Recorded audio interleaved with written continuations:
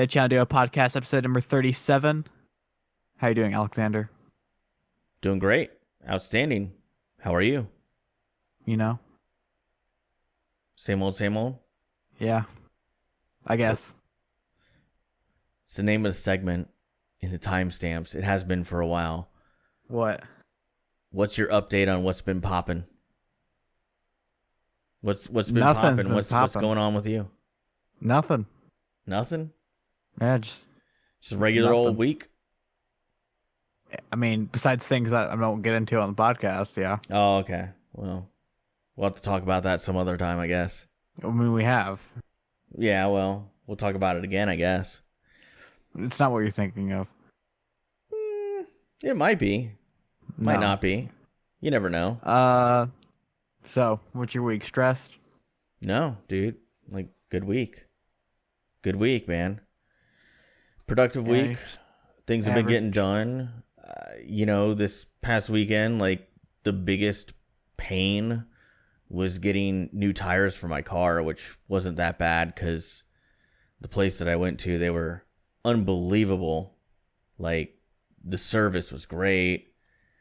Got an alignment done on my car. Car's driving like a dream. About the AC? AC's still working in the house, man. And I've been monitoring it. I've been checking it every single day, making sure I don't have any issues with the AC. And things have been going good. Knocking on some wood there, but, I realize, listen, you buy a house, the AC system's going to work for 10 to 15 years, right? I'm on year 7. So it's a little early for me to be thinking about like a whole new AC system, but if it really comes to it, like, I'll figure it out. Me and my wife will figure it out. Like, I that's the good thing about being married to someone that I know has my back. Like, we will figure it out together if it gets to that absolute worst case scenario. But right now, everything's good. Like, I always tell you guys every week that I'm stressed out, but it just comes with the job. Like, if you have a 9 to 5 and it's, something that you care about. What a way to make a living. Quote Dolly Parton. Yeah, not everybody can be Dolly Parton, though, Like, listen, in a perfect world, I would make a full-time career being a content creator, right? It's not reality. So I have a 9 to 5, I do content creation on the side, make a little bit of money that way. But, every week I try to figure out what game is on top of your game thing. And I can't tell what that is. On top I think of my it's Spider-Man. game thing. Oh, you got that right. Yeah. This is for it's slippery because it's new. This is the alternate cover of Spider-Man for the PS4. So you're right. Normally every week I look at the top of your games because they're always like you can flip it inside out. Like you can see here, it's the original. Yeah, that's how my Fistful of Dollars Blu-ray is. Yeah, but I really like the alternate cover, and I will be doing, like, I want to do like this thing called PlayStation Night on my channel, where like I do just strictly PS4 content, and Spider-Man would be a perfect candidate for that. It's a good segue into, Andy, what have you been watching this week? What have you been playing? A ton. Normally Really? my answer is like really short, but Yeah. let me pull up Letterboxd. Oh, So I me played too. NHL like always. Got bored of NHL. Played some FIFA, and I've been playing. I played some 2K, just a little bit of 2K. Yeah. FIFA just seems easy for some reason right now. I don't know. I've played like 6 games. I'm undefeated, and I'm just demolishing people. But watching, I watched the night that we recorded last week. The night of, I watched Flower, then Assassination Nation, Mid-90s, Suspiria, Talon Falls, City Lights, our film club selection. I watched Stranger Things Season 3, which we'll talk about later on in this episode. And I watched Brookmire, the first season. I'm on Season 2 right now. Wow. or Brockmeyer. That Mispronounced it. that puts me to shame. Yeah, it's been a lot of free time this week, I guess. Yeah, this week, as far as playing, real easy to get that out of the way right out of the gate. World of Warcraft, that's it. I can't really think of anything else that I've been playing religiously. Oh, I also have been getting. I'm back on my Sudoku addiction. That counts as a game, I guess. No, that's definitely a game. It's a good game because it makes you think. Every like couple of months, I just get addicted to Sudoku. Yeah, I mean, my wife plays it a lot, so it's a good game. Yeah. As far as watching this week, Stranger Things 3, City Lights, obviously, DCD Film Club pick later this episode. I've also been trying to, it's a favorite film series of mine. I want to go back and watch all of them. I started watching with my wife the Fast and Furious film series. So I watched the Fast and the Furious, the first one, Too Fast, Too Furious. They've aged pretty well considering they're kind of campy to begin with. So that's what I've been watching this week. What? You gotta get to the best one. Tokyo Drift. No, I don't like that one because like it's so cheesy. Like the kid's like, Dad, I don't want to be like you. I want to race, and then Dad's like, no, you're in Japan, but you're gonna go to school, son. And he's like, no, I want to drift. I want to drift. It's like an Avengers movie. You can't look at it critically. You just like, oh, cars go fast. Vroom, vroom. Good movie. I want to drift Little Bow Wow. And Little Bow Wow is like hanging out in a Scion XB. It's like really. I watched really Tokyo Drift lame. as like an 11-year-old, and I haven't watched it again. So I was a really big fan of Paul Walker. So I really liked a lot of his movies before and after Fast and Furious movies. So, for example, Into the Blue is a movie that I always thought was a good one. I thought that he was really the bright spot in the Fast and Furious series, along with Vin Diesel. Vin Diesel's legend. And the third one, Tokyo Drift, I had a really hard time getting behind it. I watched it and I was like, I get what they're going for. I know what they're trying to do, but it's not going to work. Because what made the first two movies successful was Paul Walker, Vin Diesel, Tyrese Gibson. Those are the three people that made those movies work, along with Michelle Rodriguez as well. But everybody else was an afterthought. You know, you can't just throw those people out and do a race car movie. It doesn't work that way. It's You could argue that's what the movies are. Well, I mean, that's fair. And then, you know, after Tokyo Drift, they kind of turned into like heist movies. And every couple movies, they were bringing in a new person. Like, they brought in The Rock. They brought in Jason Statham. You know, Ronda Rousey. Yeah, like they kept bringing in new big. It kind of became like Expendables. Speaking of them too, they have a movie now. So yeah, it looks good. I'll probably watch it. I like all those movies. I realize it's junk food from a movie perspective, but I like them. I like them better than Avengers. Let me put it out there. Hell yeah. Yeah, I mean, like, it's junk food, but it's good. So, anyway, with that being said, let's move on to listener questions. We got a couple this week, actually 3. First one comes from our newest patron on Patreon, Bobby, aka CubansLimb, as Andy has him here in the show notes, but at CubansLimb on Twitter. Thank you for the support on Patreon, but he asks, if you were a GM of an NFL or NBA team, you could get a player at a steal price, and it could make your team a contender, would you take him? Here's the catch. He's a basket case, druglord, felon, social media idiot, etc. Pick your poison. Also try to name the situation, team, and player, and defend your position.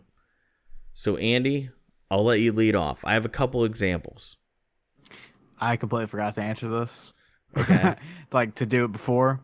Okay. But we're going to jump to the top of the dome. Okay. Would I do it? Yes. I mean, high risk, high reward. But I mean, why not? Why not try it? Let's say Johnny Manziel has the skill of Tom Brady. Why not make the risk? I really don't have any real true examples to the question. Like, Yeah. I can think of a player that was like a basket case that if you added him onto your team, it made your team a contender. But if he wasn't there, they weren't a contender. Yeah. Like I can't think of like a good example off the top of my head for that. So I went back and forth on this question, and I hope Bobby doesn't think that I'm giving him a non-answer. So he presented 4 scenarios: basket case, druglord, felon, social media idiot.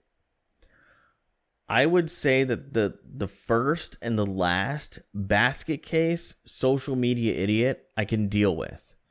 So my example for that would be, actually I have 2 examples. Odell Beckham Jr., okay? Yeah.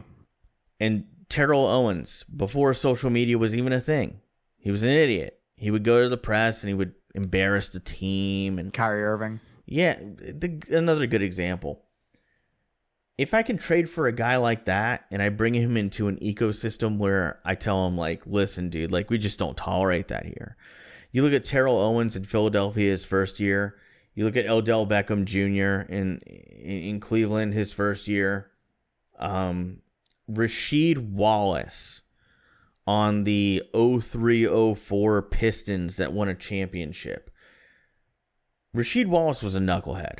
He used to go into practice and throw basketballs at Ruben Boomshay's head in practice. He thought it was funny. Him and Damon Stoudemire used to do that, right? Total knucklehead. The Pistons traded for him. Larry Brown was like, no, you're not going to do that here. Like, we run things differently here in Detroit. They won a championship. It was worth it.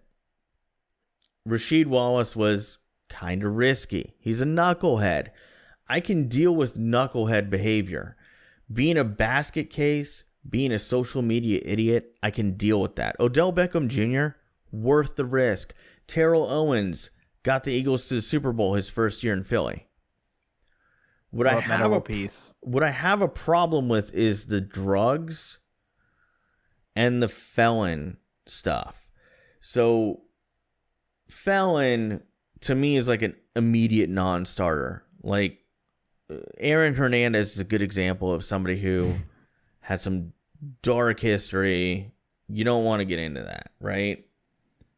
In the NFL, I don't know that a convicted felon could even get a job. I'm sure there's an example out there that would prove me wrong, but I can't think of an... Reuben Foster? I don't know if he's been convicted. But you know what? Is Josh Gordon technically a felon? I guess he is, and that was my next point. Josh Gordon is a really good example of somebody that I wouldn't trade for either, even if it's a steal. I mean, he kind of fits all the scenarios. Yeah, but besides druglord, the Patriots got him for a steal, and everybody was like, "Oh man, the Browns really screwed up." He ended up getting caught again, and nobody knows if he'll ever come back. Josh Hamilton. That's a really good example of somebody who had to be in a very specific environment to not get in trouble again because of substance abuse issues. So, like, my answer is, if it's a drug problem, if it's a criminal problem, no.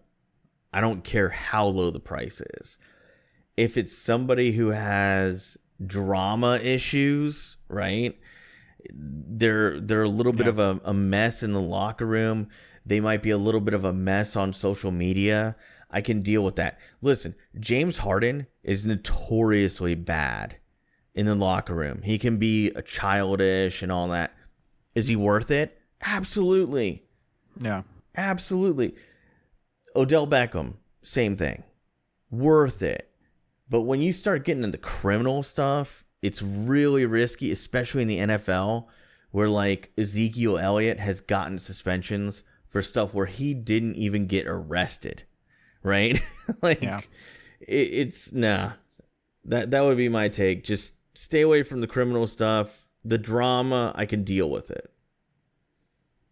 But good question. Made me think really hard.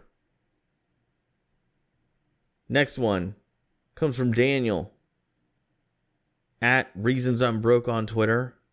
Another patron of the podcast on Patreon. Want to thank him for that. You gotta be a patron to send listener questions. Just just tweet us. Well, yeah. I mean, we'll get to the actual Patreon shout outs later, but I do always like to thank them.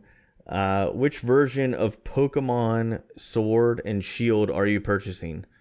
Andy, I'll let you lead off. Normally, when I pick a Pokemon game, I do zero research into the differences in the game. Literally based off the cover and the name. And I'm going with Sword solely based off because I picked Diamond over Pearl when I was like 10 years old. Yeah. So there's no actual reason. That's what I'm doing. I mean, I'll be honest. I worked at GameStop all those years, and it was pretty close to 50-50. Like, when a new Pokemon would come out, it was pretty close to 50-50. And it was interesting to see the rationale that people had. So some people would come in and go, which one are people buying more of? And you would tell them, and they'd be like, let me get that one. And then sometimes they would come in and go, which one are people buying less of? And they would get that one because there were like exclusive Pokemon to each version. So like there's different, there's different rationales. I've always been a cover guy. I've always purchased the one that I felt had the best cover because, it was generally just me. This time around, first off, I want to say this. I know that the hashtag bring back national Dex thing is a big deal now. I don't care. I don't care that this game isn't going to have every single Pokemon in it, at least right away. It may never have every single Pokemon in it. I'm okay with that. It's a new world, new Pokemon. It's going to have all the favorites. Wasn't that how Black and White was? I believe so, but I'm sure somebody would... Like, I'm pretty sure, like, before you beat the game, it was a completely new Pokedex with completely new Pokemon until you beat the game. You might be right, but, like, it's not going to have all 900 in it, or whatever it is. No. I mean, I sure it will, because the Pokebank. See, that's where the fan unrest comes in, like... I have all these things in the Pokebank, and they're not gonna transport over. And I've been it's just like you can't catch them. Yeah, I've been preaching patience. I like my thing is this. I'm not the core Pokemon consumer, so I want to make that really clear. Like I'm not. I haven't played a Pokemon game in a while. I didn't own a DS. Period. My wife owned a 3DS, and we bought Sun Moon, I think. Yeah. So, that's about it. And then if you want to go all the way back to my last Pokemon game that I actually played all the way through, it'd be Pokemon Red. But I really love the Switch. I played Pokemon Let's Go Pikachu with my wife, and I really enjoyed it. I played Sun Moon on 3DS with my wife, and I really enjoyed it. She's gotten back into the trading card game, and that's been a lot of fun too. So I've looked at Pokemon Sword/Shield and said this is an opportunity for me to kind of jump on. So National Pokedex problems aside, by the way, I'm just going to throw this out there. I know it's going to be an unpopular take. I think the people complaining about it are going to buy the game anyway. 90% of them at least. I'm going to end up buying one of both. That's my answer to that question. I know it's kind of a cop-out. Me and my wife have already discussed this since it was announced. I will be buying one of both, and I guess maybe we'll play like rock, paper, scissors, or I don't know how we'll decide which one gets which. Probably that. Like, I'll just tell her like whichever one you want, because we're just gonna play it separately. I do have plans. Switch Lite. That's the next. Well, that's one of our entertainment topics, but yeah. And I will also tell you, if you're a fan of my channel, there will be a Pokemon Sword or Shield playthrough that I'll be doing on my channel. I'm more excited for the next year's game. Which one's that? Well, in all of history, there's been an ongoing trend for 3 generations, I guess, 4 generations. Yeah. Next game is Diamond and Pearl remake. See, I'm okay with that. That was my game when I was a child. Yeah, I mean, like that'll be fun, and you know, I'll end up buying that too. Like that's what I tell people. Like, Pokemon is such a renewable title. Same thing goes with the card game.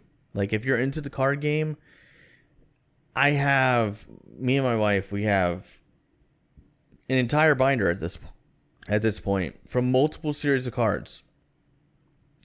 And we just collect them. Yeah. So, good question from Daniel. I'm going to buy both. Andy, look forward to you buying it, because we could probably play together.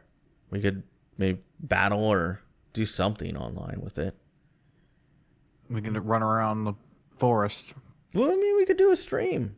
You know, I mean, it'd be cool. Like, I'm looking forward to it, man. Like, I know some people are like really down on the whole no national dex thing, but I don't care, dude. I'm ready to experience the new Pokemon, and I really like the new starter that's like a little chimp. I like that little fella. He looks cool. Anyway, next listener question comes from CubansLimb again. He asks, how many Mario... Different guy. This is CubansLimb. Oh, a different guy. Earlier is CubansLimb. Yeah, it was CubansLimb and then Cuban Slim. 2 different guys. Such a weird joke. He asks, how many Mario Odyssey sun tokens do we have in the game? I'm pretty sure they're moon pieces. Moon pieces. There you go. Moon pieces. I don't know. I'm not for sure. I'm like at 90. I would beat the game. I'm like a world or 2 past New Donk City. So, I'm looking it up right now because I am literally at the last boss. I mean, there's 999 of them. Yeah, I'm like right at the last boss before I beat the story mode. But whatever that minimum is, like, I'm pretty close to that minimum. Yeah. Because I feel like I did a decent amount of them as I went through. Chalky milk. Chalky milk time. And I'm looking it up right now, and nobody has like a direct answer as far as like the minimum amount. Just to be honest with you, like with Mario Odyssey, I will tell people, I know this is really answering the question, but it's probably the best game you can get on the Switch. Like, I really mean that. It's the best game I played on the Switch by far. But I got to the final boss. My wife fell asleep. Is 880. Yeah, I don't have anything close to that. If I had to guess, I would say I have a little bit over 100. But again, that's just a guess. I got all the way to the final boss, and then I saved it and quit out because my wife fell asleep, and then we just never went back and finished it. but I'm like right at the final boss. So it's a good game though. I can't stress this enough. If you have a Switch, you have to get Super Mario Odyssey. Like I would tell you, Super Mario Odyssey and the new Smash Brothers are like must-haves. Breath of the Wild. Breath of the Wild. If you have friends to play with, Mario Party on the Switch. Yeah. Don't sleep on it. The Wii U version, I get it. It was garbage. It was terrible. Wasn't even Mario Party in my opinion. The one on the Switch. They're not all good. No, I get that, but like I come from the old school where like I remember Mario Party 1 on the N64. 2's better. 2, okay. I remember Mario Party 4, 5, 6, and 7 on the GameCube. I played all of those and they were all great. Mario Party 8 on the Wii, 8's good. It was good. The one on the Switch, not the Switch, the Wii U, awful. Yeah. Awful. Don't know what they were thinking with that one. But I mean the console sucked anyway, so it doesn't matter. Yeah. Wii U was tough, man. Like I bought into it. There were a couple good games. Mario Kart. Mario Kart was great. Super Mario Maker 1. Yoshi's Woolly World was good. Technically Breath of the Wild. I guess. Yeah. And then like I had somebody in one of my streams go like, Breath of the Wild on Wii U was way better than it was on the Switch. And I'm like, I don't know. I don't really know how to respond to that. Maybe it was. Wind Waker HD. That was a great Wii U game. But do remakes count though? No, they really shouldn't. But I will say they made Wind Waker my favorite Zelda series game, period. They made it even more beautiful than it was on GameCube. And I, like, if they released it on Switch tomorrow, I'd buy it right away. 100%. I really hope they do. Zombie U, what a classic. Yeah. Not so much a classic. There was very little third-party support for the Wii U. Definitely not a good one. So, anyway, moving on to entertainment. Stranger Things 3 came out this July 4th, right around a week ago. We're recording this on the 10th. So I ended up watching the entire season in one day with my wife on July 4th. It's all we did all day, other than... Why'd you question me when I told you that earlier? I was like, I can't believe there's other people out there like me who watch this all in one day. I watched all the seasons, literally every single season in one day. Wait, what? Like when the first season came out, I watched it all the way through the first day it came out. Okay. The second season came out, watched it all the way through in one day. Third season came out, watched the entire thing, day of release in one day. So I'm definitely not that far into it. So the first season, I got into it a couple months before season 2. My wife got like a tip from somebody, and we watched all of season 1 in like 3 days. Season 2 came out whenever it dropped. I think it was July 4th, right? Was it? Something like that. I don't know, something around there. We watched it in 2 days. This season, entire thing one day. Start to finish. Yeah. So, Andy, how do you feel about it? How'd you like it? It's all right. It's all right. It's the second best season if I had to rank them, top of my head. That's fair. I don't know, just like I don't know. It's getting too cash grabby. Which doesn't make sense with a Netflix model, but it's like it's too I can't think of words right now. I don't know, it's weird. Not gonna lie, cried at the end. Uh, season 4, if you want to talk about that. I mean, I kind of feel like I know what they're gonna do in season 4, but other than that, it's kind of like a weird season. Like they brought in new characters. And that was cool. To Dustin, Lucas's sister. I can't think of her name. Robin and Steve. That gang was fun to hang around. I like how they split up the gang. Like Dustin was doing his own thing. They split them up to make it a little bit different. But it wasn't that like amazing. Yeah.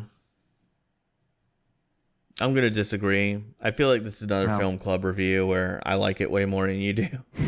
I mean, that's everything, literally everything ever. Yeah, I know. Listen, I'm okay being that guy because, like, I really liked this season a lot. I thought season 2 was great. I'll even say I thought season 2, the end, could have been the end of the show, and it would have been like the perfect high point to end at. I kind of wondered how they were going to continue things after the end of season 2. I felt it start off a little bit slow. So the first 2 episodes, I saw a lot of people on Twitter mentioning this, and I felt the same way. I feel like there was a lot of setup, a lot of dialogue, a lot of catching up, a lot of like, this is what's been happening. Because first off, a lot of the actors and actresses on this show have clearly grown up a little bit. Like, they look significantly older. And that's because there's been a break in the show, and you kind of have to explain like what's been happening in this time. Like, they look about 2 to 3 years older. I felt like they did a very good job of doing that in the first 2 episodes, but it's not going to be super exhilarating content. From there, it really picks up. The introduction of Lucas's sister Erica, I thought was brilliant. I thought she really just jumped off the page throughout the latter half of the season. And I hope we see more of her in the show. The performances of Winona Ryder and the guy who plays Hopper were better than ever. Like, really better than ever. It ended on a cliffhanger, but I kind of expected that. Yeah, I was left here's the thing about it. I was left wanting more, and to me that's the sign of good entertainment. I can't say I was. Oh, I definitely was, man. I can't wait. Like, I hope they do a season 4. I'm sure they are. And I can't wait to see what they do in season 4. And I realize at some point it will end. Like, it's going to come to an end. Like, these kids are going to get too old. Like, they're just going to grow up, and that's going to be the end of the show. But, like, it's a great show. Like, they've done well with it, and the writing was good, and there were funny moments, there were scary moments, there was stuff that, like, felt pretty real, like governments covering things up.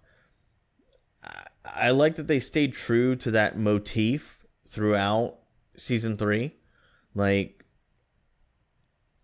it is a different government, but it's still a government covering up, doing things that are, if the public were to know about it, they would be like, no way.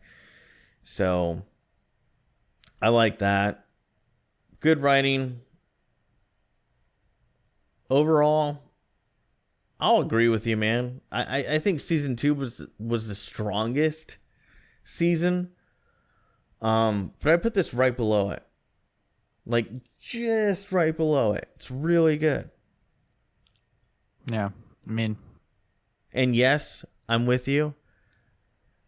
When I won't spoil it, but I was crying at the end too, man. I was fighting back tears. That was tough for me, dude. Like, and that to me shows great character development. Like, the fact that at the end I'm fighting back tears, like I'm trying not to cry, and I failed, by Just the way. let it out, bro. Yeah, dude. Like, it was tough. The fact that it hit me emotionally, to me, shows that the writing was successful. I don't know. I feel like they're straying away from the concept of the show. Probably a little bit. Like like with the first season and the second season kind of strayed away from it. It's like it's based off of MK Ultra. Yeah, and like now they're kind of getting into like It has nothing to do with MK Ultra. You're right. If anyone doesn't know what that is, you can have fun. No, please. Going down a deep dive. Oh god. Looking at MK Ultra stuff. You'll spend weeks. You'll spend weeks, man. Like I know I did. Yeah. Yeah. Conspiracy theories, man. Like I'm into that big time. This season out of 10, I'm gonna give it 8.5, man. I really liked it. I give it 7. It's fair. That's fair. I mean, it just depends. Like, you know, I really like this show. I'm biased. I fully admit I'm biased. Me and my wife love this show. We rewatched Dark. Mm-mm. I mean, I haven't seen much of it, but it's like a super. To use the name, it's a dark version of Stranger Things, kind of. A lot of people have been telling me to watch it because they know that I have like interest in weird things like that. Yeah, but I watched like the pilot. I still haven't watched the whole thing. But yeah, Stranger Things 3, check it out, man. It's on Netflix. You can watch the whole thing in one day, like me and my wife. Other Netflix shows. Yeah.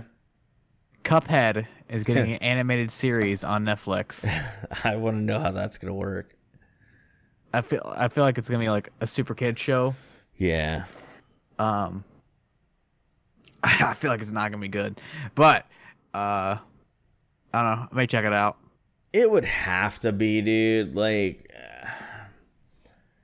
I just don't know how you make it into an animated show, and it's not like something super kiddie, but. You know, good on the people who created Cuphead.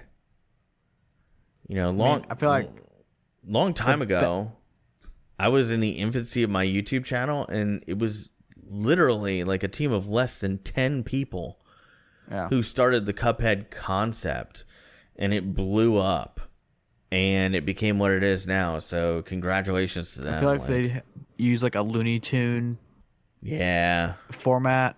That's like the best option for the show. And that's probably where it would succeed.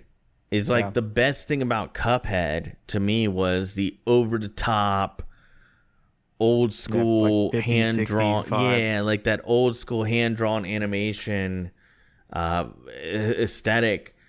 And that is where I feel like an animated show could succeed, but I don't know. I think it would have to be aimed at kids. Yeah. If I was a kid, I would watch it. Did you see Netflix is raising the price again? What? Wait, why? They're raising it to $15.99. I'll be honest with you, dude. I signed up for Netflix originally when it was $7.99. Yeah. I remember that's when I signed up. Yeah, if all you were gonna do was stream, $8 a month.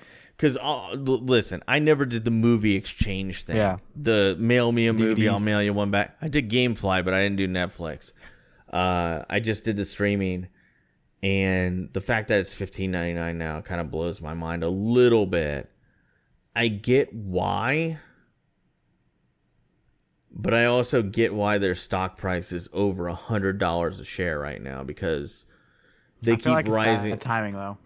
I think it's bad timing too, and you know, because they lost The Office. They're losing Friends. Here's the other thing, okay? Just throwing this out there. You gotta be careful. Sometimes you can be, in a weird way, I feel like there's in the infancy of this, but they're heading towards the cable company route. Nobody will beat cable. We have all these channels. Nobody could beat that level of content for the price per month.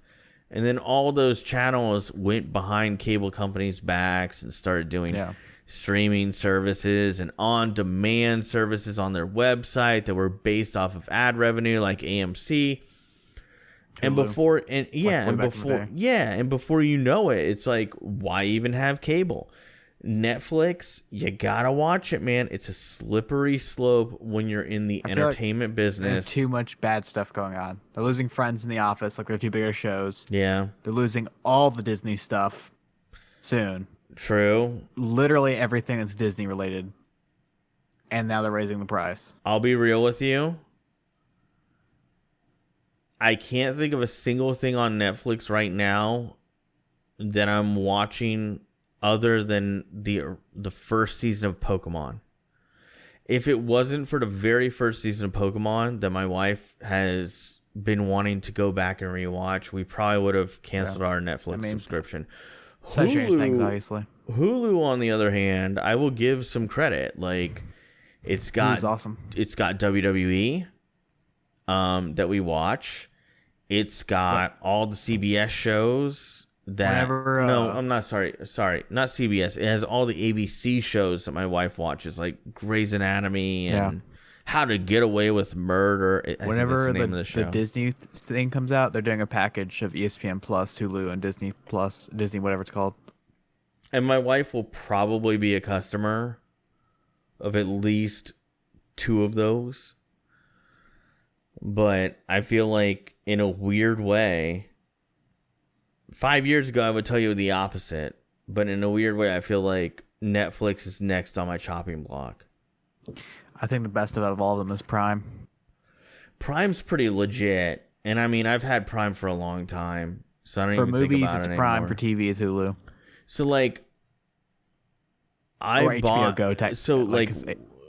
Yeah, we have Prime mostly just for the 2-day shipping on Amazon, because my wife buys a lot of beauty products that you can't get here locally, but they're on Amazon, and they do the 2-day. Yeah, they do the 2-day shipping. So I've seen her office. You have seen her office. That's true. So, but yeah, Cuphead. Hope it works out for him on Netflix. Really rooting for him. I mean that. So next, Nintendo Switch Lite announced today for $199.99. Was it today? It was either announced today or yesterday. I don't know. To the listeners, it was like a week ago. When I woke up this morning, Wednesday, July 10th, people were sending me the people on Twitter were DMing me the announcement that they did over in the UK this morning. And then later on today, they came out with one for the U.S. But it's coming out $199.99 in U.S. dollars. It is exactly... It looks exactly like the prototype that we talked about last week. So I won't go too much into that. Smaller Switch. No detachable Joy-Cons. It's all fused one piece. Smaller screen. The one thing I got wrong is I thought that this would be something that you could plug into a Switch dock. Turns out you will not have any compatibility whatsoever with a TV. You won't be able to plug it into a dock. It's mobile only. But it's coming in 3 different colors: gray, turquoise, yellow. Wish they came out with a purple version of it, like GBA. But or GameCube. Exactly. Like I felt like a purple version would have been a slam dunk. But wanted to ask Andy again at $199.99. No. So I thought about it long and hard today, and I was like, you know what? Like, it would be perfect for a household where I had multiple kids. They announced a Pokemon one. Well, that might be one to look out for. It's all gray. The right side is pink. Like, the Joy-Con's pink, the buttons are pink. Left side, the buttons are blue. and then has the legendaries in the back. I might pick that one up, but That'd probably be like $259. see, I thought it would be perfect for a household where I already have a Switch, but I have kids that might want to take it on the go. Obviously, the DS is dying, dead. 3DS. 3DS. DS is way dead. Okay, 3DS, whatever. But like, yeah, I mean, I'm just I a say single... this as someone who bought a 3DS 2 years ago for my wife. Like, I fully realize it's dead. Like, I had to break it to her. I was like, the last game that's ever gonna come out on the 3DS, it's out and it's gone. So, Did it discontinue production yet? No, I think it's still out there. But yeah, you know what? It's funny because I was like, you know what? I would buy this if I had multiple kids. I sent the announcement to my wife, and you know what the first thing she says? I want one. Yeah. So I guess I'm probably gonna end up buying one. I'm just a single dude. For you, it doesn't lives make in a house sense. For you, it just doesn't make sense. But why would I have another one? I do love the portability of it. I think that it's for people that live in a house with multiple users. I think it's for people who might have 3 or 4 people that are using a Switch. But really cool stuff. The only thing I will say is I wish they had more color options. Like, I like the yellow. My wife likes the turquoise. I can't stand it. The gray is the gray. Like, it's gray. What can you say about it? Was really hoping for a purple or a see-through purple version. But anyway, moving on. DCD Film Club. It's our review of Avengers Infinity War and Endgame. Better than that dumb prison movie, Shawshank. Wait, I should stop reading these show notes. We're actually reviewing City Lights. 1933. Which was the Patreon. Let me Google that real fast. I want to say it was 1931. 31. Yeah, 1931. So this was Daniel from Patreon. This was his pick. And we'll get into the Patreon rewards later. But this was a movie that I have not seen before. Yeah.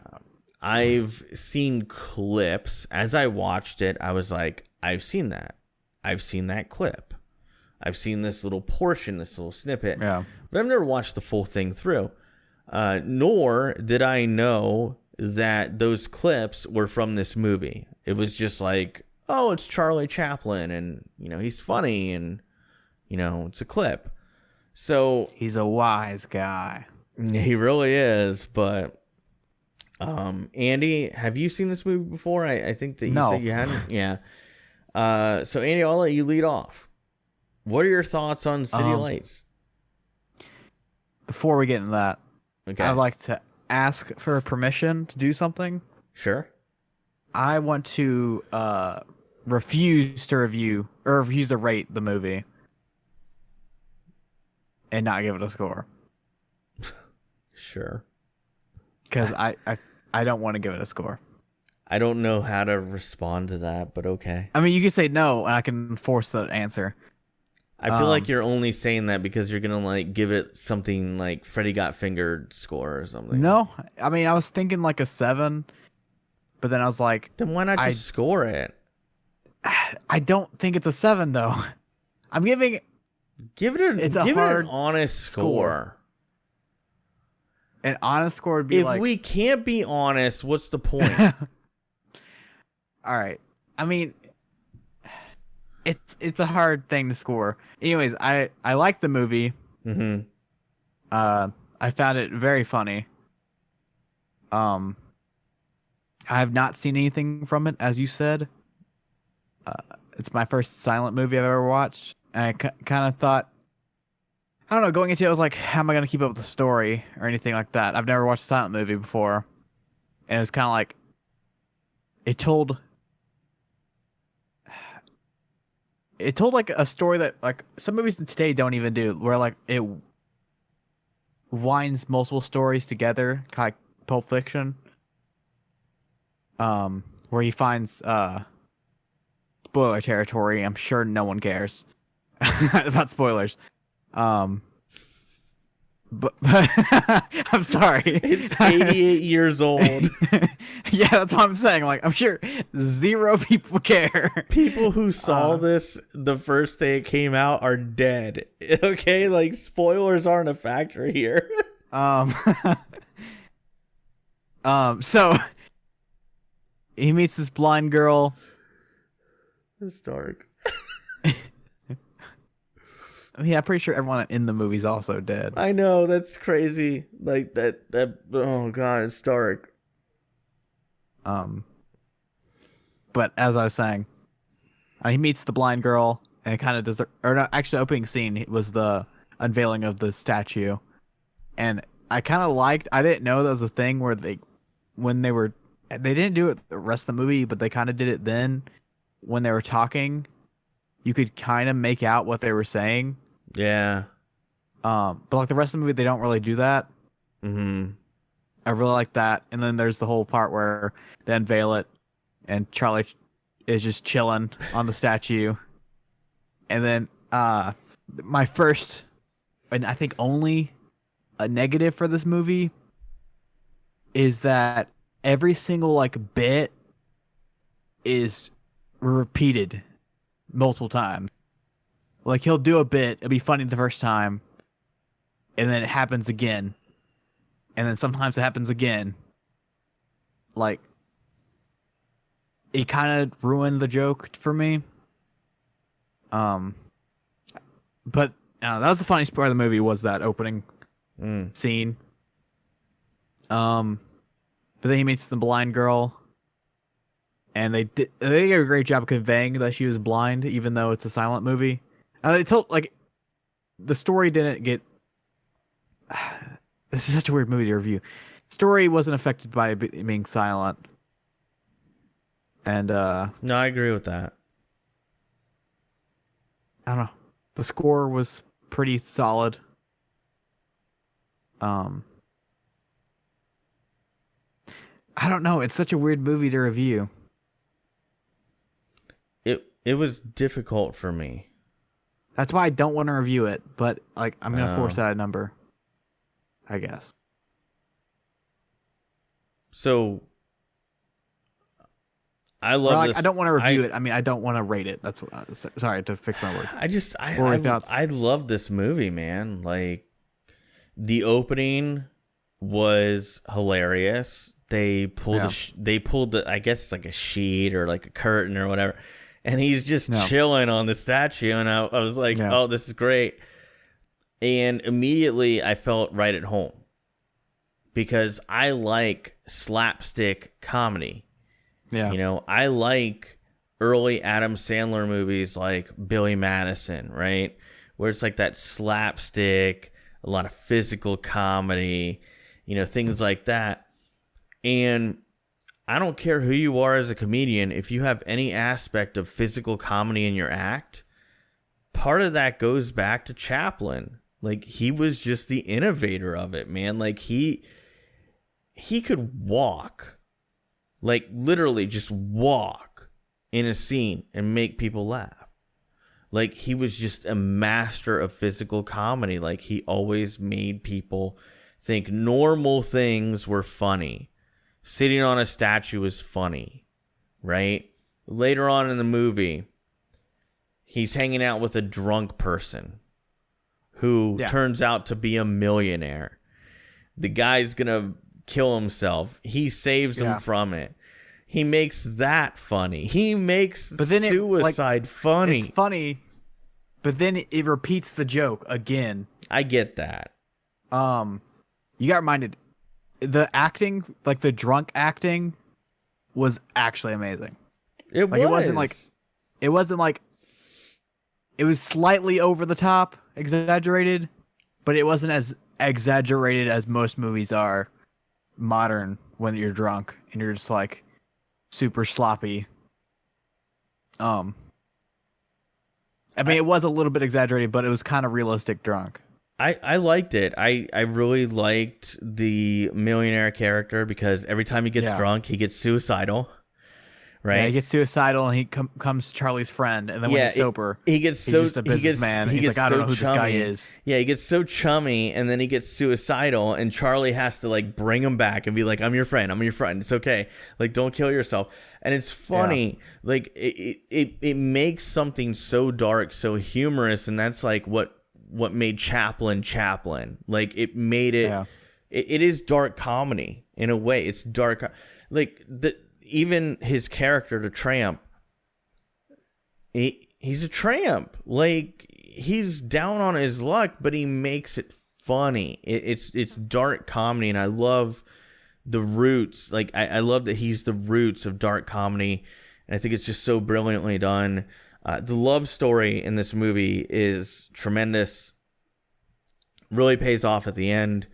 You know, he meets this beautiful lady. She's blind. It's the perfect thing for him, right? Someone who can't see him for his appearance, but gets to gain an understanding of who he is based off of his actions. And you see that throughout the film. The latter half of the film is him doing everything he can, and it's like this beautiful story of self-sacrifice. Like, I'll do anything to make the money so that this person that I'm endeared with can live comfortably and hopefully fix their vision. Like, it's a beautiful that he goes through such self-sacrifice. He works a job he hates. He gets fired. He agrees to take a dive in a boxing match. He goes through a boxing match, a legitimate boxing match, with somebody who was hired off the streets. One of the funniest parts in that film is him doing that boxing match. It was great. If you're a pro wrestling fan, you love it. The referee gets knocked out at one point. The referee's getting involved in the act. There's just so many great moments. It's funny. And at the end, he loses. And he doesn't get any money. And like, he has to figure it out anyway. And then he ends up going to prison. Like, not rightfully. He didn't do anything wrong. But he's a victim of circumstance because of his millionaire friend who gets drunk and hangs out with him and forgets who he is the next day. And somebody robs the millionaire while he's drunk, and they end up framing Chaplin, basically. Like, Chaplin's character gets blamed for it, even though he wasn't part of that robbery. But then he comes out of it, and the end is beautiful. It's beautiful. Like, he thinks that he's being rejected, but in the end he's accepted because he's truly a good person when it comes to his character. It's a beautiful story. I think it's probably the best out of all the Chaplin material that I've seen. I haven't seen all of his material. This is the only thing I've seen. I've seen. I watched it when I was younger, but I gotta say, I feel like this is the deepest writing that I've seen in a Chaplin film. I feel like it was the best cinematography of any Chaplin film I've ever seen. There were a lot of great. The 35th ranked movie in IMDb. Rightfully so, man. I mean, there's just so many shots that are beautiful. When you look at it, if this film was in color, you wouldn't think it was 80 some odd years old. It's filmed so beautifully, and it's so well done. And another plus for it is I lost time while watching it. Flew by for me. At one point, like, I was like 40 minutes in. I dropped something or something. Like, the time popped up. I don't remember why. On the bottom of the screen. I was like, it's been 40 minutes already. And it kind of had a nostalgia feeling for me. Yeah. I know I kind of just said I haven't watched any like Chaplin movies or silent movies, but when I was a kid, for some reason, I watched the Red Skeleton Show. I don't know if you know what that is. Yeah, like, he's hilarious. Yeah, like his show was great. He was like, an innovator of comedy. Yeah, I got like that kind of vibes from it. Here's the thing. Like, Red Skeleton's a really good example. I think anybody in comedy at some point was probably influenced by something that Chaplin did. Like, he's iconic. Like, I put him right up there with, like, Dangerfield. You know, like, you look at Rodney Dangerfield and you look at the comics that have said they've been influenced by him. And it's like this tree. And Chaplin's the same thing. Like, he laid the ground. Yeah, Tom Green. Freddy Got Fingered never would have happened if it wasn't for city lights.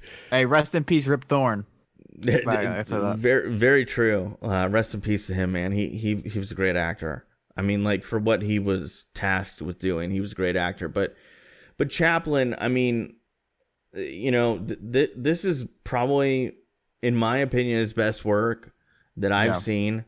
I still want to see The Great Dictator because I've heard that one is equally good.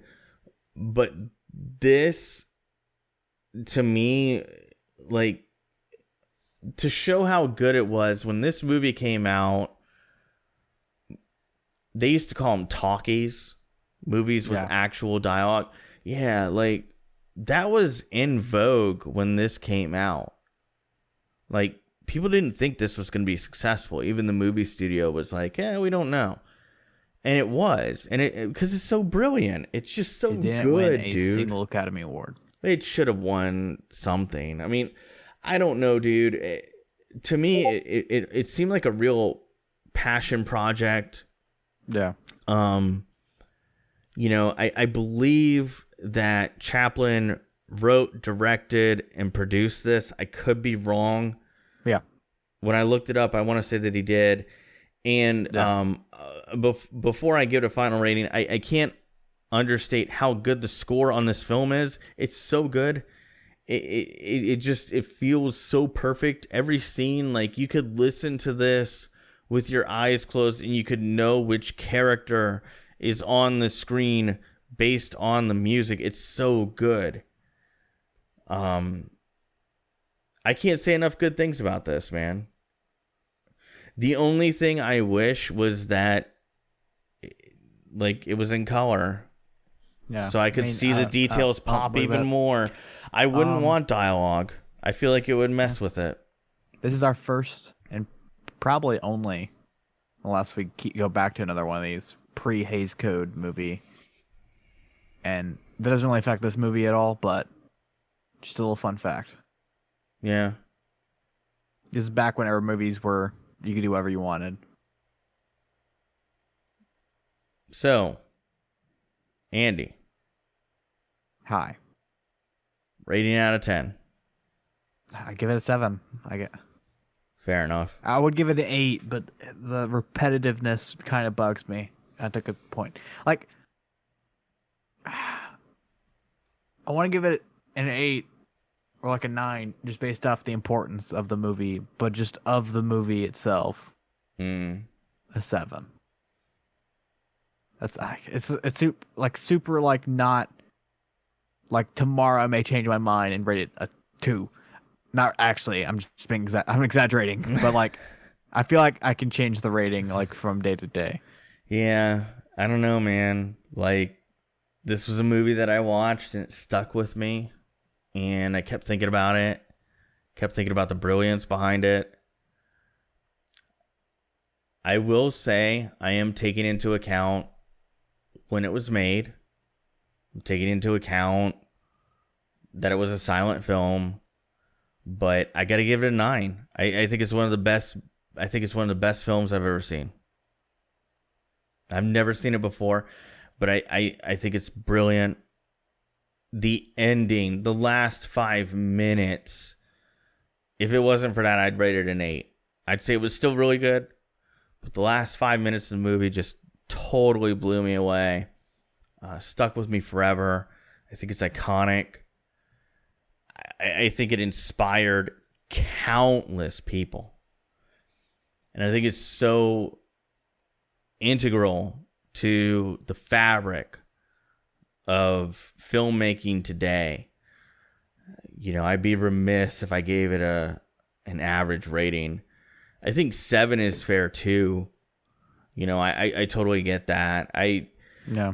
My hope was that, like, when I watched this, I was thinking, like, God, I hope nobody that follows the podcast watches this and thinks this is bad. Dumbest Sphinx gave it a 6. Dumbest Sphinx gave it a 6, really? Yeah. Oh, Sphinxy. We gotta talk, bro. So speaking of Dumbest Sphinx, I gotta pick my movie. That's true. You gotta pick your movie for next week. So, you streamed last week, and Sphinx said something in the chat, and I was like, man, that's funny. And no one realizes why. Sphinx perfectly guessed my movie and asked me in chat what I thought about the movie. And guessed spot on the movie. I kind of thought, man, I should change the movie so it doesn't look like I'm stealing from him. But I've had this picked for my movie since like the start of the year when I made the entire list. Dude, this can't be the movie that I'm thinking of.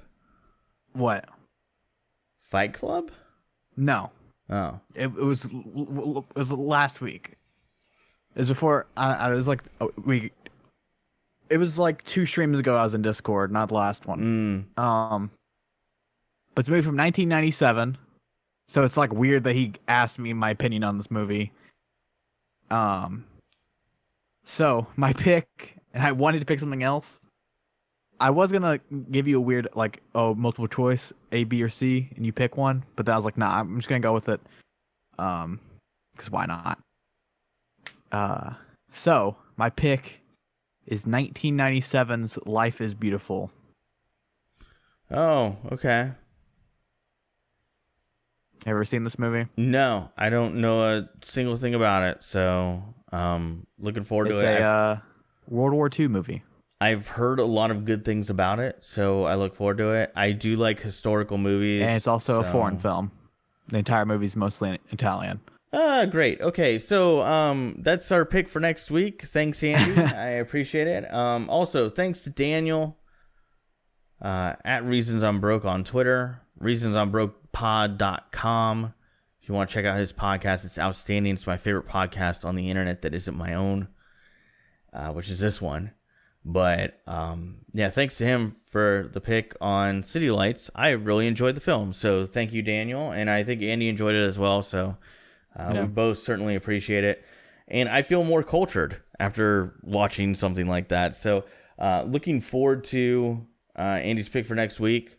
Everybody check it out. And also, if you have any thoughts on this week's film club, put it in the comments. Let us know what you think about it. Yeah, check us out on Letterboxd. It's in the description. So moving on to sports. Hold on. So Life is Beautiful. You can find it on YouTube, Amazon Prime, iTunes, Google Play, Vudu, all for $3.99. Bam. By the way. Good one, Andy. Almost forgot about that one. So, moving on to sports. This one blew my friggin' mind when it got announced. And I can't wait to get Andy's thoughts on it. Kawhi Leonard decides to sign with the Clippers of Los Angeles on the condition that they can attain or procure the services of one Paul George from Oklahoma City. Yeah. Now, the Clippers gave up 5 picks. And Shai Gilgeous-Alexander. And Danilo Gallinari. Danilo Gallinari, which is... I'm struggling to think of a player that's ever been traded for more picks, period. A single player.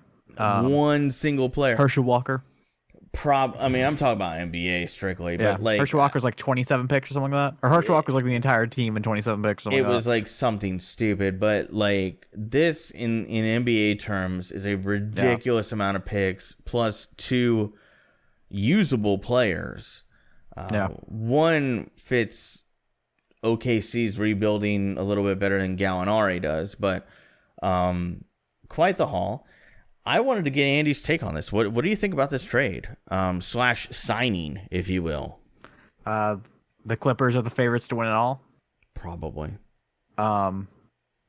They added, not really, like, that's a lot to give up, but they didn't really give up that much to win a championship. If they win a championship, it doesn't matter what they give up. But now they currently have the Finals MVP, the guy who finished third place in MVP, the guy that finished third place in Defensive Player of the Year, the Sixth Man of the Year, the guy that finished third place in Sixth Man of the Year. They have, like, their point guard situation, I guess, is the only downsuit, like, bad part about it. But this team's good, like, really good. Mm. Paul George and Kawhi, the two best two-way players, both amazing offensively, both incredible on defense. Like, this team's going to be really good. There's a lot of controversy with the Paul George part. Like NBA Players Association changing, and like they're changing rules to where you're going to get in trouble now if you ask for trades and stuff. Whatever. Because he was in the first year of a 5-year max deal, and he asked out. Whatever. Well, no, the Clippers are very solid. I don't think they'll win the most games in the West, but they're the favorite to win it all. Yeah. As I said, their starting line now is Pat Beverly, Landry Shamet, Paul George, Kawhi Leonard, and Zubac. Then you have Montrezl Harrell, Lou Will coming off the bench. It's a very solid team. Yeah. And I see on Twitter, oh, they're just as good as the Lakers. No, they blow the Lakers out of the water. Like, best of 7 series, they sweep the Lakers. I don't know. I don't think that. I don't think them and the Lakers are in the same zip code right now. Yeah. Like, I feel like the Clippers are a much better team. I mean, best of 7 series, I think the Clippers will win 6 out of 7 games. Probably. Like, I'm saying, like, that's giving a lot of credit to the Lakers. If they played 7 games, not like a best of 7, just straight up 7 games, I think they win 6 of 7. I don't know, dude. I just. So number one, this to me, I have to applaud Kawhi Leonard on what I feel is the ultimate power play I've ever seen in free agency. Yeah. This guy literally went to a team and said, I will sign with you, but you have to trade for so-and-so. And that team's like, it was like, I need you to jump. And the team said, how high? And they went and they got the guy. And to me, it's an indication that this truly is a players' league in the NBA. Yeah.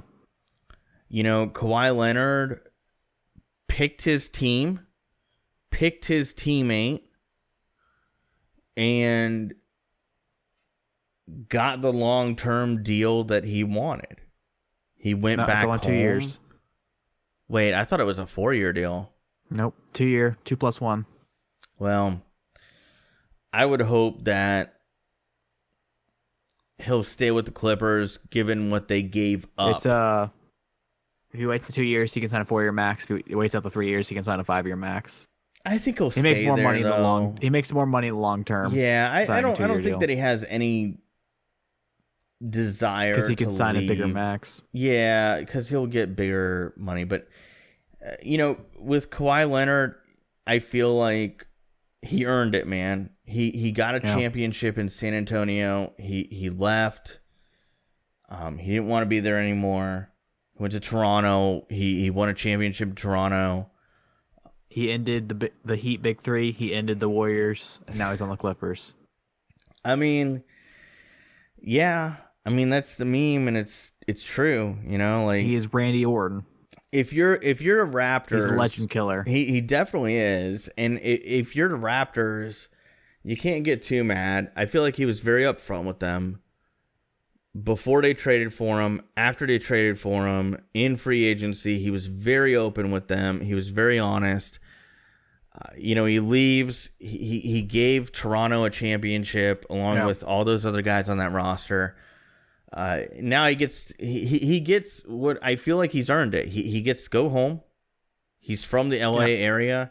He gets a great contract. He's got great prospects in the future to make more money. He's playing with the guy he wants to play with. All-time historic coach. And he's playing for who I think is the best governor in the NBA. The most famous one. In Steve Ballmer.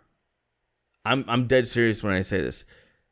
If the Clippers need something, Steve Ballmer will make it so. Yeah. Like, Steve Ballmer takes care of...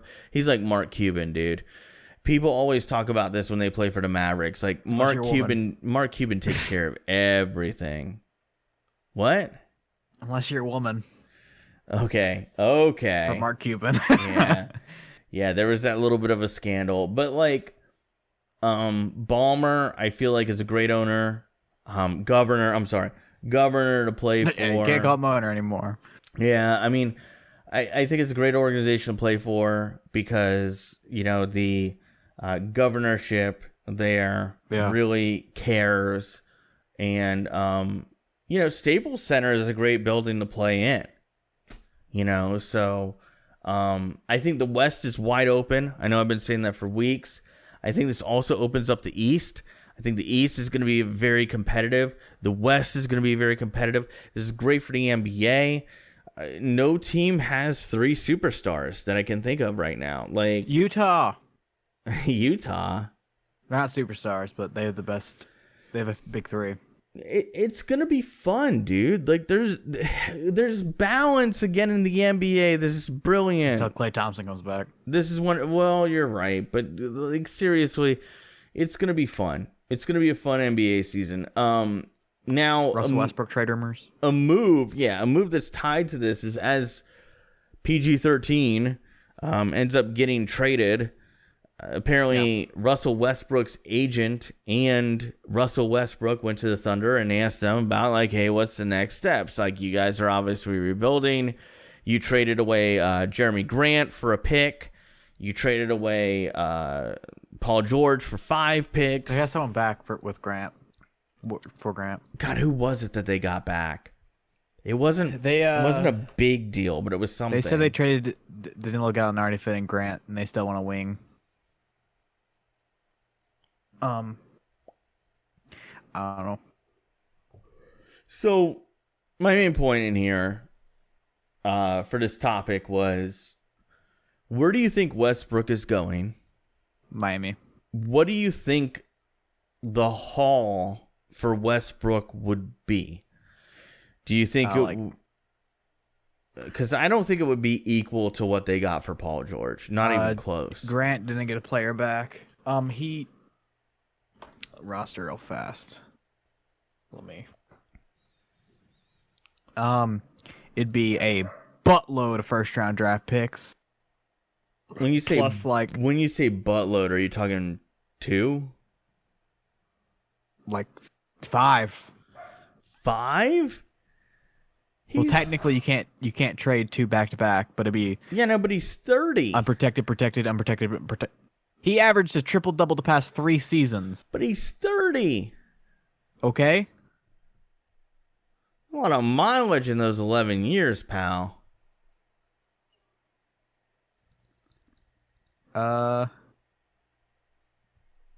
mean, Paul George is 29. I mean, the Clips, they're trying to win this year.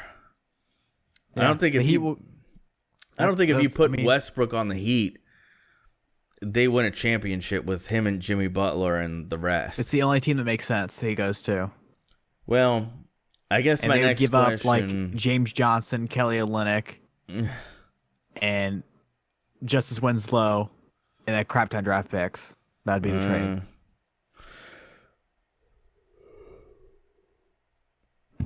What do you do with all those picks, man?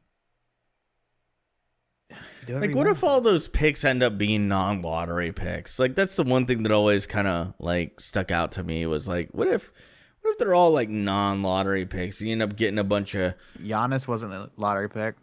You're right. You only have to hit on one. You're right. You're right.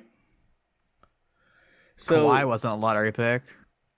So this question comes from my brother. We've been discussing this back and forth. If you're the Orlando Magic, would you trade for Westbrook? Let me give you a package that's been thrown about. Aaron Gordon, Markelle Fultz, and 2 to 3 unprotected first-round picks. Yeah. You would do that. Aaron Gordon's the only player. I wouldn't trade Jonathan Isaac. I wouldn't trade Bamba. Oh, by the way, Bamba will be in there too. My bad. I forgot him. So it would be Bamba. Mainly, like, if you keep Vooch and Jonathan Isaac, those are really only like the bigger players on the team. I guess the rest of the squad. The other trade that I saw thrown around that would work was, I don't think OKC would take this one. Evan Fournier, Mo Bamba, some filler, and then like 2 to 3 first round picks. And I was like, I'd probably do that one, but I'd fully realize that Russell Westbrook probably wouldn't want to come to Orlando. I don't know. I could be wrong, though. In best case scenario, you don't have to trade Aaron Gordon or Jonathan Isaac. Yeah. If you kept Aaron Gordon, Jonathan Isaac, Vooch, and Westbrook, I think they're contenders in the East. But apparently Miami's the team they're discussing publicly. I think Miami wants him bad. And I think they're willing to pay the biggest price. And I've heard that the Magic are literally all they have is picks. Yeah, but I've heard the Magic are very lukewarm on it. And I've also got to say, like, if you're OKC, I hate to be like this. Like, if you're a Thunder fan, I'm really sorry. Please don't take this out on me. But I think when they traded away Paul George, they knew they were going to end up trading away Russell Westbrook. No. Because when him and his agent went to OKC, they just kind of seemed to be like, yeah, we were thinking that too. Like, the attitude seemed to be like, yeah, we knew you were going to come to us. And when you take those two players off the current Oklahoma roster, they're maybe a 25-win team. Maybe. Yeah, they're not a contender with them. No, they're not. You might as well. Literally like the worst defense in the league outside of Paul George and Jeremy Grant. You're absolutely right. Or Jeremy Grant. Sorry. You're absolutely right. Best case scenario, Russ Westbrook gets traded to Houston. Why? 3 point guards? 3 point guards. James Harden's a small forward. Oh, F off with that. That or the Timberwolves. I mean, that makes more sense. But the Rockets? Come on, man. I don't know. Hey, the Rockets. I don't think the Rockets have anything to offer. CP3. CP3 and the next 20 first-round draft picks. Imagine, I know it will never happen, but imagine Chris Paul ending his career in Oklahoma City, a place that he played for in New Orleans because of Katrina, but like he ends his career in Oklahoma City and like somehow gets them to an 8 seed in the playoffs, and it's like this amazing comeback story. I know it will never happen, but it would be kind of cool. I don't know. I mean, like, other than that, like, Pistons. But then they just sign Derrick Rose. Oh, barely anything. I don't know, dude. And Derrick Rose. I mean, I think. I'm sorry to offend people. Derrick Rose isn't a. I'm not a Derrick Rose fan. Isn't a franchise-altering player. He's not anymore. Not since that ACL went out. So, I mean, I hate to be like that, but it's the reality. I think the Heat are probably the best landing destination. If I had to put money on it, I would say that Russell Westbrook will be a Miami Heat player No matter where by he the goes, end of the it month. won't be a contending team.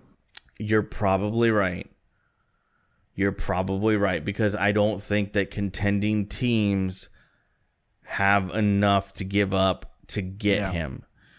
The Clippers were an anomaly. They had this stockpile of picks, and some of those might hit, some of those might not, but it was a good trade. People that keep on saying that Russell Westbrook to the Knicks, Bulls, and Celtics, you're all idiots. Nope. So literally, that's like the first three places that popped up, and literally all three of them don't make any sense. No, none of them make sense. So just stop. Stop. So that's gonna be it for DC 37. Real quick moment of promotion. Want to give all of our supporters on Patreon huge shout out. Want to give Daniel and Bobby huge thanks for being part of the Andy tier. That's $5 and up. And Jared for being a supporter on the Egg tier, which is my favorite tier. It's only $1 what do you get a for month. being part of those tiers? Well, you get early access to the podcast. You get access to vote, suggest for the listener film club picks. And on the $5 tier, you get a decal as well. So the other thing that we added this week that I haven't put on the Patreon yet, but I will be putting it on this week, is if you are a Patreon supporter of any tier, we will follow you back on Twitter. So, if you're looking for that Twitter clout, you want the Dead Channel Duo Twitter page to follow you back. Besides you, Sphinx, you're always in our heart. Well, Sphinxy is always part of it, but I would encourage Sphinxy to become part of the Egg tier. But anyway. Nah, become part of the Gold tier. Yeah, Gold tier. I love the Gold tier because it has the gold DCD logo. If there's only one, whoever signs up for the first Gold tier, and if it's just them, I feel like we should just play games with them instead of just doing a stream where they're watching by themselves. No, we should totally just that. I think that's what I intended it to come across as. But yeah, I mean, it just is like a private stream, but we'll play games with you if you sign for the Gold tier. No, yeah, if you sign up for the Gold tier, like we'll stream. And it'll be me, you, and Andy, and we'll stream a game together one night. Oh, I thought it was like a private stream. No, it's not a private stream. Oh. No. You should change up the wording on that. Yeah, I will need to change up the wording on that. But it's like, yeah, you pick a game, we will get the game, and we will play it with you on a stream. Anyway, so yeah, patreon.com/DCD podcast. Audio version, we have audio only versions. We have the YouTube version of this podcast. If you go to deadchannelduo.com, at the very top, it has a link. Like, it's not even a link, it's just icons for every single platform that we're on. And then finally, if you're looking to get a DCD t-shirt, we have a link in the description of every version of the podcast that you can click on. And it'll take you to where you can buy a DCD t-shirt. It will give you a t-shirt, and it'll give us $6 that we can put towards the podcast costs. And then if you leave us an iTunes review, please do a written review, leave your name, and I'll give you a shout out on the podcast. Andy, anything you want to add? Follow me on Twitter. Yeah. Twitter.com/AndyHolsey88. Follow me on Letterboxd. Letterboxd.com/AndyHolsey. And forgot to give him a shout in the show, but Jorge Masvidal is a cold dude. Who? UFC. Oh, okay. Well, that's going to do it for DCD 37. We will see you guys next week.